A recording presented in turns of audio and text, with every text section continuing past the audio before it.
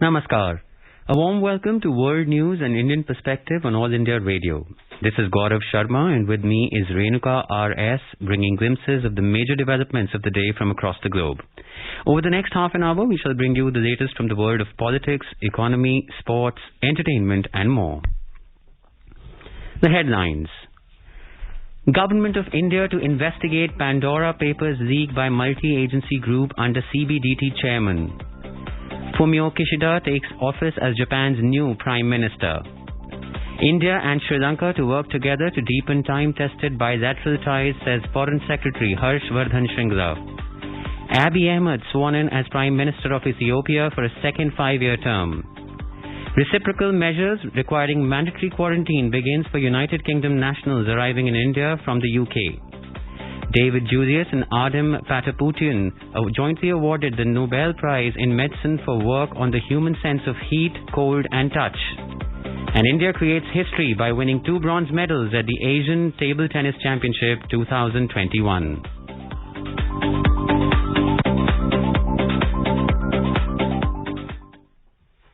As a nationwide free COVID-19 vaccination campaign at government facilities for those above 18 years is underway, we advise our young listeners to get vaccinated and help others get vaccinated. We also advise our listeners not to lower their guard as COVID-19 remains a threat to our health. Please stay at home unless it is essential to go out and continue to follow these 3 simple steps. Wear a face mask, maintain 2 gaz ki doori for social distancing, and focus on hand and face hygiene. For any COVID-related information and guidance, contact the national helpline numbers 011-2397-8046 and 1075. And now, the news in detail. The Government of India on Monday said that the cases pertaining to Pandora Papers will be investigated and appropriate action will be taken in such cases as per law. The Pandora Papers is a global media investigation into the use of offshore tax havens by world leaders, business people and celebrities to hide assets worth hundreds of millions of dollars. The Finance Ministry said the investigations in case of Pandora Papers leaks appearing in the media under the name Pandora Papers will be monitored through the multi-agency group headed by the Chairman, Central Board of Direct Taxes. It will have representatives from CBDT, Enforcement Directorate, Reserve Bank of India and Financial Intelligence Unit. The ministry said, with a view to ensure effective investigation in these cases, the government will also proactively engage with foreign jurisdictions for obtaining information in respect of relevant taxpayers and entities. The Government of India is also part of an intergovernmental group that ensures collaboration to effectively address tax risks associated with such leaks. The Finance Ministry said names of only a few Indians have appeared so far in the media. It said even the International Consortium of International Journalists, ICIJ website, has not yet released the names and other particulars of all the entities. The website of ICIJ suggests that information will be released in phases and structured data connected to the Pandora Papers investigation will be released only in the days to come on its offshore leaks database. The Finance Ministry said in case of earlier similar such leaks in the form of ICIJ, HSBC, Panama Papers and Paradise Papers, the government has already enacted the Black Money, Undisclosed Foreign Income and Assets and Imposition of Taxes Act 2015 with an aim to curb black money. It said undisclosed credits of over 20,000 crore rupees have been detected in the investigations carried out in the Panama and Paradise Papers. India's Foreign Secretary, Mr. Harsh Vardhan Shringla, has said that with the easing of the situation in Sri Lanka, it may be opportune for both the countries to work on connectivity initiatives like the Jaffna to Chennai flight and ferry services between Karaikal and Kanaksanturai and Dhanushkodi and Talaimannar. He said during the COVID pandemic period, India kept its airspace open for travel for specific and urgent medical needs of Sri Lanka. Speaking at the inauguration of Indian development projects in Sri Lanka, Mr. Shringla said the state visits of President Gotabaya Rajapakse to India in November 2019 and Prime Minister Mahinda Rajapakse in February 2020 have given fresh impetus to the bilateral relations. He said the virtual bilateral summit between Prime Minister Narendra Modi and Prime Minister Mahinda Rajapakse in September 2020 was an important milestone for the future evolution of cooperation in fields such as defense and security, health, tourism, trade and commerce, and people-to-people ties. He said the Indian Navy also deployed its assets for rapid delivery of medical-grade oxygen to Sri Lanka in August to deal with its COVID situation. Pakistan Prime Minister Imran Khan is facing flack after he said that his government started talks with some groups of the banned Tehreek-e-Taliban Pakistan (TTP) with the aim of having the group lay down their weapons. On Friday, Imran Khan had said that the government would forgive TTP members and they would become normal citizens if they lay down arms. Reacting to this statement, according to reports, the Pakistan People Party (PPP) rebuked Imran Khan for holding talks with banned TTP, terming the move akin to sprinkling salt on the wounds of dead soldiers' families. The party questioned why Pakistan's parliament was not taken into confidence over this sensitive issue. Japan's parliament on Monday elected former Foreign Minister Fumio Kishida as the Prime Minister. He is the 100th Prime Minister in the country's political history. Lawmakers in both chambers of the Diet voted for the newly elected leader of the Liberal Democratic Party, the main ruling party. 64-year-old Kishida won by a comfortable margin against Yukio Edanu, head of the largest opposition Constitutional Democratic Party of Japan. Mr. Kishida won 311 votes in the lower house, over 80 more than a majority. He garnered 141 votes in the upper house, 20 more than a majority. Mr. Kishida replaces Yoshihide Suga, who resigned after only 1 year in office. Mr. Suga's popularity had waned over his government's handling of the pandemic and insistence on holding the Tokyo Olympics as the virus spread. According to the reports, Mr. Kishida is expected to make a policy speech in Parliament on Friday, but is looking to dissolve the lower house to hold elections on 31st of October. Ethiopian Prime Minister Abiy Ahmed was sworn in on Monday for a second 5-year term, running a country in the grip of a nearly year-long war. His Prosperity Party was declared the winner of parliamentary elections this year in a vote criticized and at times boycotted by opposition parties. However, outside electoral observers described the poll as better run than those in the past. Mr. Abiy, the 2019 Nobel Peace Prize winner for restoring ties with neighboring Eritrea and for pursuing sweeping political reforms, now faces major challenges as the war in the Tigray region spreads into other parts of the country. Ethiopia's government last week faced condemnation from the United Nations, United States and several European nations after it expelled 7 UN officials it accused of supporting the Tigray forces who've been battling Ethiopian and allied forces. North Korea restored dormant communication hotlines with South Korea in a small, fragile reconciliation step on Monday following missile tests recently. According to reports, North Korean liaison officers answered phone calls by their South Korean counterparts over a set of cross-border government and military channels this morning for the first time in nearly 2 months. In a video released by Seoul's Defense Ministry, both the countries exchanged information about fishing activities along their disputed Western Sea boundary. Last week, North Korea leader Kim Jong-un had expressed his willingness to reactivate the communication channels, saying he wanted to realize the Korean people's wishes to promote peace on the peninsula. In Oman, the death toll from Cyclone Shaheen rose to 5 on Monday. Several fishermen from Iran remained missing as the storm moved further inland into Oman and weakened, according to reports. The storm made landfall on Sunday. In Iran, state television said rescuers found the body of one of 5 fishermen who went missing off Pas Bandar, a fishing village near its border with Pakistan.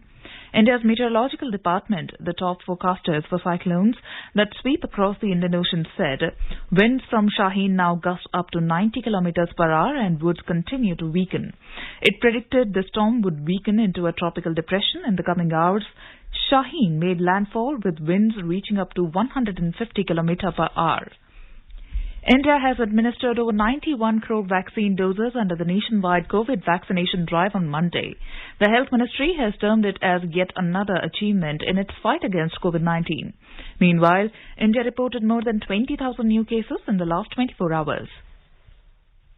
United Kingdom nationals arriving in India from the UK will have to undergo mandatory quarantine from Monday. India decided to impose reciprocal measures in response to the UK announcing new travel rules which state that Indian travellers will be considered unvaccinated, notwithstanding their having received both the doses of the Covishield vaccine.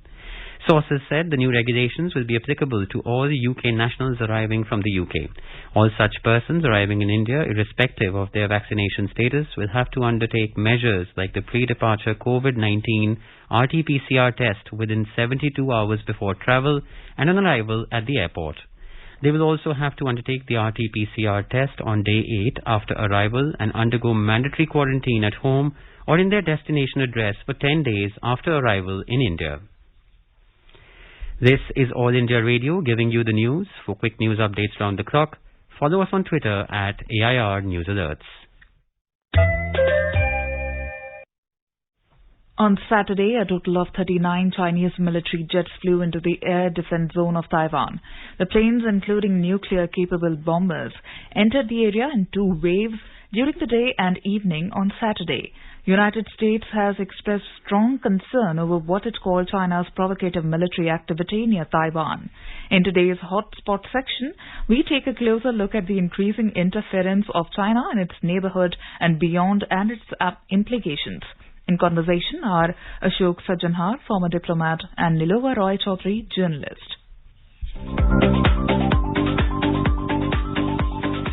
China's aggressive posturing across various international fora has been increasingly apparent in the many ways that it has seriously tried to bulldoze its way, as it were, through various attempts to bring it into some kind of line with international rules and norms of behavior. Certainly, the Belt and Road Initiative and the way that it has brought various countries like, Cambodia, Laos, Myanmar, and Sri Lanka in our immediate neighborhood into this horrible death trap situation, the way it has tried to control the situation in Afghanistan, where its client state, shall we say, Pakistan, has mentored the Taliban. But all of these issues, China being so aggressive, are impacting not only India individually, but also the region and the wider global community. Its efforts to block the WHO investigations into the origins of the COVID-19 pandemic, all of these things have impacted the world very, very negatively, and its aggression in the South China Sea is, of course, there for everyone to know, and its way of influencing even the IMF into the ease of business rankings and the reports that used to come out every year. In every aspect of global commerce and contact, China is increasingly seen to be becoming a negative kind of an influence. We are joined this evening by Ambassador Ashok Sajjanhar to understand what China's intentions are and how their overweening aggression and ambition can be countered in today's day and age. Ashok, good evening. Good evening, Nilova. What exactly do you think the basic intention is behind Xi Jinping's extremely aggressive posturing at a global level? Nilova, you have raised a large number of very important questions. First, as far as the BRI is concerned, I feel and I think this impression is going around in the world that this is being used, this is an instrument for global domination. Although China claims and maintains that it is a project for global good, but of course the geopolitical ambitions of China are quite visible. And in fact, China is using the agencies of the United Nations also to promote the fact that BRI is an instrument to achieve the Sustainable Development Goals. You would recall 2017 when the first BRI forum took place in Beijing. At that time, even Antonio Guterres, the UN Secretary General, was present, and he also said that the United Nations stands ready with Beijing to achieve the SDGs. So basically, it is trying every way, and it has, if I could use that word, it has infiltrated the UN system system by placing its own people there in influential places, which which go on to suggest that BRI is something for the global good. But as you have brought out very clearly, whether it is Myanmar, Laos, Cambodia, Pakistan, Sri Lanka, or any of the other countries, in fact, there have been several reports that have come out which have clearly, empirically proved that the so-called benefits or investments that have been made by China in those countries have resulted in them becoming debt-laden to China. One of the latest reports suggested that 42 countries have more than 10% of their GDP as debt to China. You mentioned also about Afghanistan. And in addition, trying to, so to say, sleep in the same bed with the Taliban, who we know are designated terrorist group, and most of the people who have occupied positions of acting ministers in the new dispensation, they are designated terrorists by the United Nations. But still it wants to do business with the Taliban and with Afghanistan because it wants to extend the BRI and the China-Pakistan economic corridor from Pakistan into Afghanistan and beyond to Iran and West Asia. And it also to take benefit and advantage of all the mineral resources like lithium, rare earths, and copper and iron ore from Afghanistan. Now, coming to China Sea, you are very right. China was taken to the Permanent Court of Arbitration by Philippines way back in 2012. And report of the Permanent Court of Arbitration, which came out in July 2016, it spoke very clearly that the claims of China that around the 9-9, that 90% South China Sea belonged to it, was not maintainable at all, and the claims were rejected. However, China does not abide by that ruling, and it continues to either occupy the islands there or to create artificial islands or even to militarize those islands, and saying that it's being done only for defensive purposes. Defense against whom? That it does not care to explain. You also mentioned about the source of the virus, of the COVID-19 virus. As we know that more than 29 million people have been affected, more than 4.9 million people have died in the world, and it does not agree to an open, international, transparent inquiry by the World Health Organization. All of us are aware as to how China used the office of the Director General of the WHO in the beginning stages of the pandemic, so that it would not be called into question the manner in which the virus had spread from China.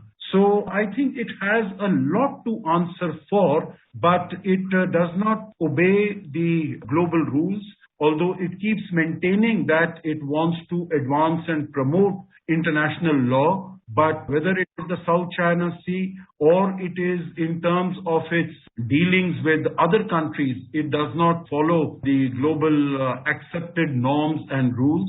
And the last point that you made about the ease of doing business, to which the Honorable Prime Minister also referred in his address to the UNGA, in which it has been brought out that the highest leadership of the World Bank also connived with the pressure from China to soak the ease of doing business rankings, that China would be seen to have performed better than it actually had, so that more investment could come into that country. So it is trying to use the international organizations and global bodies to its own benefit rather than the benefit of the world in general. Absolutely, Ashok. I completely agree with all of what you're saying. But, the motivation behind Xi Jinping's overt actions is still kind of a little unclear to me. Is it this Evergrande, the housing sort of megaliths that China has, and suggestions that they might be defaulting and collapsing? There are a lot of murmurs and rumors that the economy in China is not doing as well as it ought to, and perhaps that could be fueling all of their anxieties. The other thing is that, of course, they think that the time for China has now come and there's nobody who can stop their rise to the top. Now, this is a very strange attitude in the 21st century. And, whether it is something like the quadrilateral that India is part of with the other democracies of the United States, Australia, and Japan, or whether it is the more military alliance of Australia, the UK, and the United States. Why is it that everybody is increasingly wary of China and they don't seem to realize that people do not like them for a particular reason? I think what China feels is that it is more important to be feared rather than to be liked. So they are not bothered if they are liked by the countries or by the people, as long as they are feared and people will do what China would like them to do. The second point I'd like to make is that Xi Jinping particularly and the Chinese Communist Party along with it, I think they are looking for global domination. They are looking to place the United States as the supreme leader of the world, as the global hegemon. Now, whether, what you said, that China feels its time has come, maybe they feel that they need to assert themselves, but I also feel that they realize that the window of opportunity available to them is very small.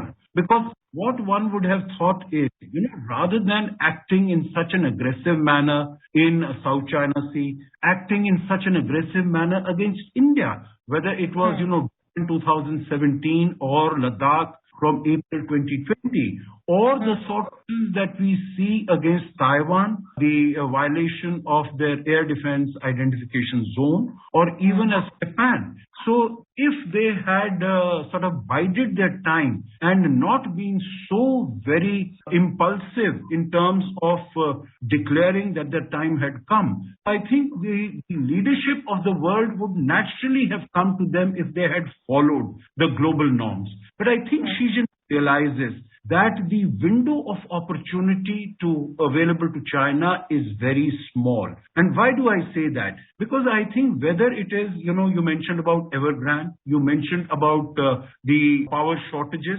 the problems as far as the domestic economy is concerned, what they call the double circulation economy, that is not going well. And also, whether it is corruption in the system, whether it is the pensions, the high, mounting bills of pension, whether it is the demographic problems that they are facing because it's an aging society. So what she has found is that he cannot wait another 15, 20, 30 years for the leadership of the world to come naturally to China, because China will not be able to sustain the growth that it has experienced since the late 1970s and early 1980s. So what it wants to project is also as an ideological battle, that it is the authoritarian system of the Communist Party of China which has succeeded in dealing very effectively with the virus as also with the economic downturn, while the policies have failed, and particularly the major prosperous and advanced democracies like the United States, France, Britain, they have failed miserably. But I don't think they have contended that the Quad and the Indo-Pacific initiative will surface, and that would be able to muster progress so very rapidly so that to push back against China, as it has done, as we have witnessed in the first face-to-face summit that took place in Washington recently on the 24th of last month. Thank you very much, Ashok. We've run right out of time. Thank you very much. Thank you, Nilova.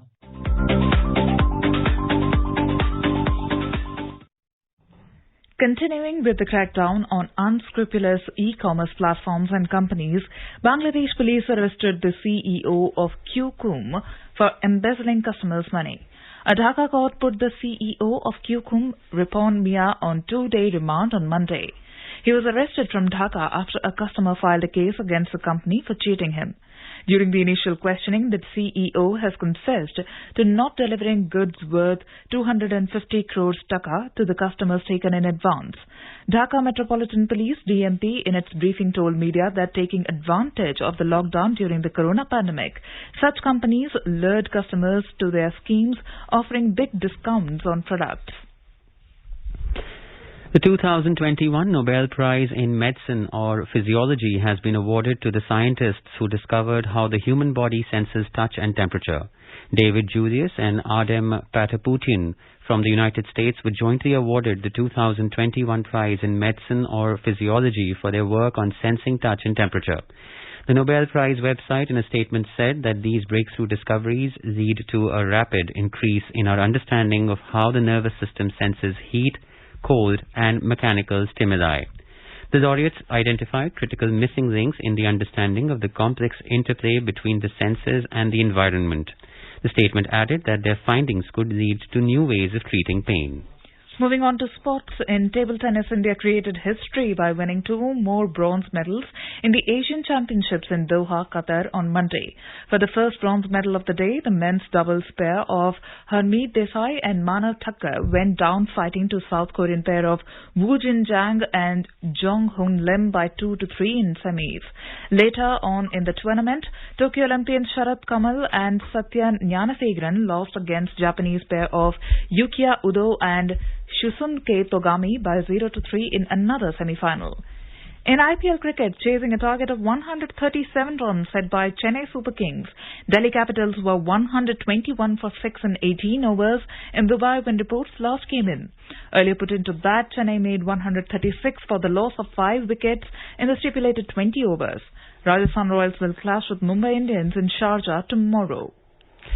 And now let us take a look at the major developments around the world as reported in the foreign press. The Globe and Mail reports Russia test fires new hypersonic missile from a nuclear submarine. The Washington Post writes thousands of Brazilians take to streets calling for Bolsonaro to be impeached. Financial Times says Turkish inflation accelerates at fastest pace in 2.5 years. The Wall Street Journal writes US to press China on trade pact, keep tariffs in place. And Sputnik News reports Taiwan scrambles jets after 52 Chinese military aircraft fly near its airspace. Now a quick look at the headlines once again. Government of India to investigate Pandora Papers leak by multi-agency group under CBDT chairman. Fumio Kishida takes office as Japan's new Prime Minister.